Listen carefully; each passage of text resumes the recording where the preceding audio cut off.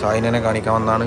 ഇവിടെ യൂറോളജിയിൽ എത്ര പടവുകൾ കല്ലുകൾ കിട്ടുമെന്നാണ് ഡോക്ടറോട് ചോദിക്കാനുള്ളത്.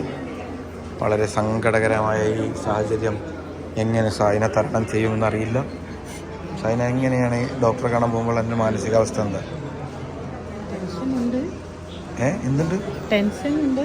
ആ പിന്നെ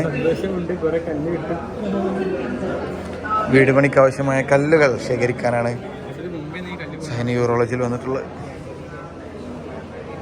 സ്തംഭിച്ച് നിൽക്കുകയാണ് സായിന, കരയുന്നുണ്ടായിരുന്നു. നോക്കാം, ബാക്കി ഡോക്ടറെ കണ്ടിട്ട് നമുക്ക് വിശേഷങ്ങൾ അറിയിക്കാം. അപ്പോൾ സായിന ഡോക്ടറായിട്ട് കയറിയിട്ടുണ്ട്. എന്താണ് പറയാൻ നോക്കാം നമുക്ക്. എന്താ കാര്യം? കല്ല് കിട്ടുമോ?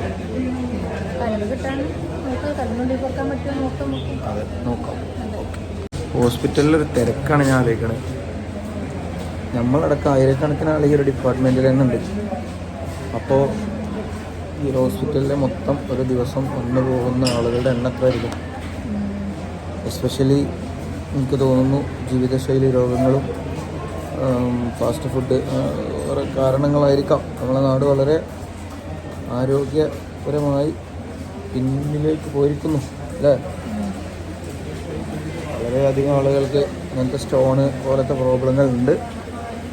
കിഡ്നി സ്റ്റോണ് അമാതിരി പ്രശ്നങ്ങളൊക്കെ കുറേ ആളുകൾക്കുണ്ട് ഇപ്പോൾ. അപ്പോൾ ഡോക്ടർമാർ പറയണത് എപ്പോഴും നല്ലോണം വെള്ളം കുടിക്കുക, അങ്ങനത്തെ കുറേ കാര്യങ്ങൾ. എന്തായാലും സായിനെ പുറത്തേക്ക് ഇറങ്ങുമ്പോൾ കുറേ അറിവുകൾ കിട്ടും. എന്നിട്ട് നമുക്ക് കളക്ട് ചെയ്യാം.